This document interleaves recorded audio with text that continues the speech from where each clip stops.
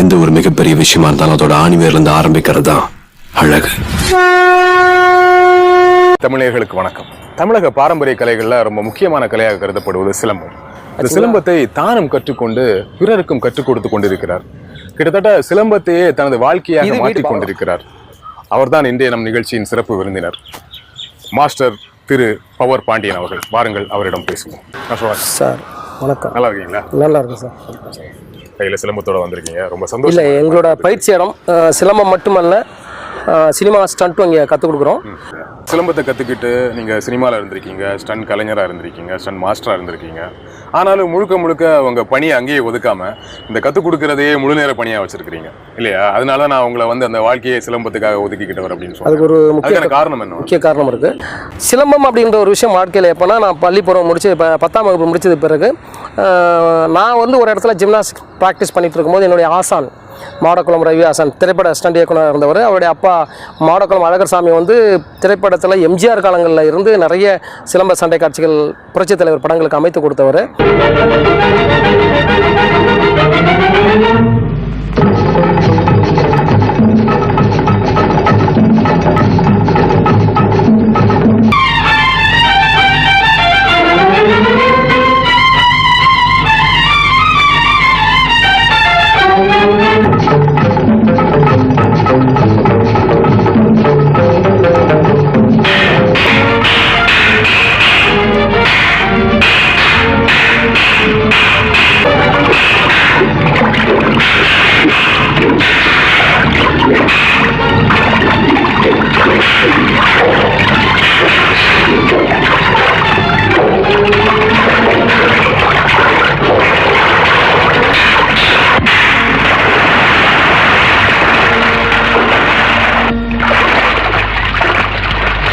அவருடைய மகன் தான் மாடக்குளம் ரவிவாசன்.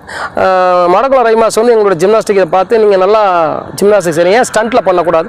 ஸ்டண்ட்டில் ஒரு சின்ன வயது படங்கள், சின்ன பசங்களுக்கெல்லாம் ஃபைட் வரும் பார்த்தீங்களா, அந்த மாதிரி இதில் உங்களை நான் பயன்படுத்தும் அப்படின்னு சொல்லும்போது எங்களுக்கு அப்போது ஒரு இன்ட்ரெஸ்ட் வந்தது. சினிமாவில் நம்ம சின்ன வயசு பசங்களுக்கு ஃபைட் பண்ணுறது கூட சண்டை பயிற்சி ஆட்களை வச்சு டூப் போடுற மாதிரி நம்மளே வச்சு போடுவாங்க அப்படின்னு. அப்புறம் மாஸ்டர்கிட்ட அப்படியே இணைஞ்சு அவர்கிட்ட கொஞ்ச நாள் இருந்தோம்.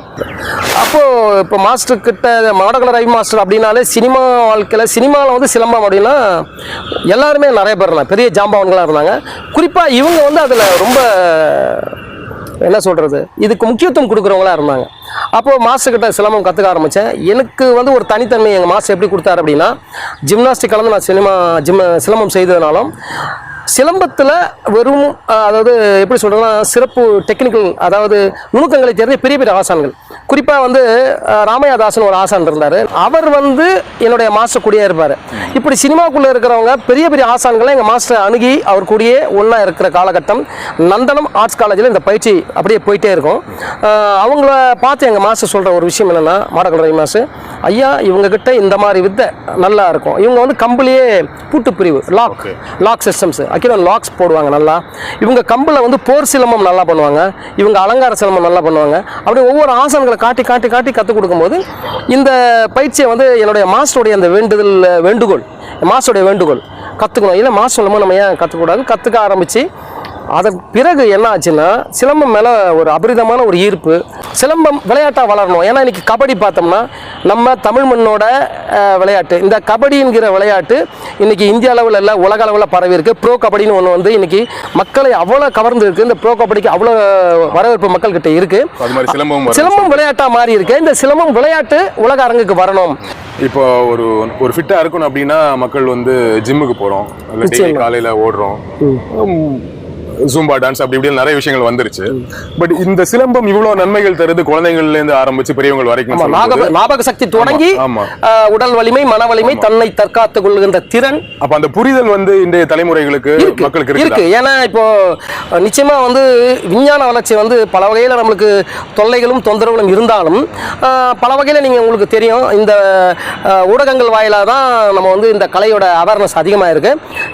செடி குச்சி பத்தியே தெரியல, முச்சான் சிலம்பம் என்கிற சொல்லக்கூடிய அந்த செடிக்குச்சை நீங்கள் பயிற்சி பண்ணீங்கன்னா 2 கையில் இருக்கும், இவ்வளோ தான் இருக்கும். ஆக்சுவலாக வந்து டோனிஜா கூட ஒரு படத்தில் பண்ணியிருக்காரு. இந்த செடிக்குச்சோட சுற்று முறைகள் வந்து வேறு யாருக்கும் அவ்வளோ பெருசாக வந்து உலக நாடுகளில் தெரியாது, ஆனால் தமிழ்நாட்டில் தெரியும். அது ஒரே படம் பெரிய எடுத்து பண்ணல வந்ததுக்கப்புறம் நிறைய படங்கள் அந்த செடிக்குச்சி சண்டை வரல. மாடக்குளம் ரவிஹாசன் வந்து செடிக்குச்சி சண்டையில் மிகவும் சிறப்பு வாய்ந்தவராக இருந்திருக்காரு. இந்த செடிக்குச்சியை கற்றுக்கிட்டா உலகத்தில் இருக்கிற எந்த வெப்பன், எந்த ஆயுதமுன்னா நீங்கள் ப்ளே பண்ணலாம்.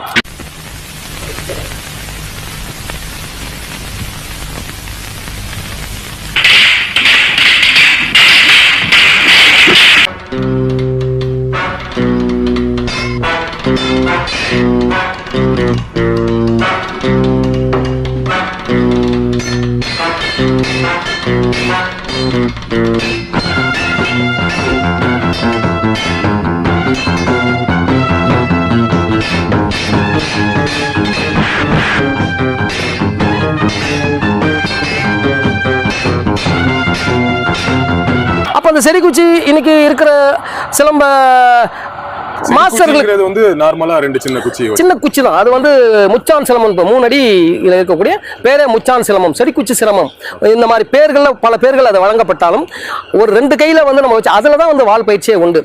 ஏன்னா சிலம்ப கலையை நீ போற்றி பாதுகாக்க வேண்டும் என்பது அவங்களுடைய எண்ணம். அது போற்றி பாதுகாக்கக்கூடிய உன்னுடைய எண்ணங்களும் செயல்களும் உன்னுடைய ஒழுக்க முறைகளும் உங்ககிட்ட இல்லை அப்படின்னா, ஒழுக்கம் மரியாதை கற்றுக் கொடுத்த ஒரு வித்தை தான் சிலம்பக்கலை. உலகத்துக்கு வணங்குதல் என்கிற முறையை வந்து கற்றுக் கொடுத்த கலை சிலம்ப கலையில் மாற்றுக்கருத்தில் 3000 ஆண்டுகளுக்கு முந்தைய கலை தான். திருவள்ளுவர் காலத்திலிருந்து இன்ன வரைக்கும் பார்த்தீங்கன்னா சிலம்பத்தை வச்சு பாடல்கள் எத்தனையோ நூல்களில் வந்திருக்கு.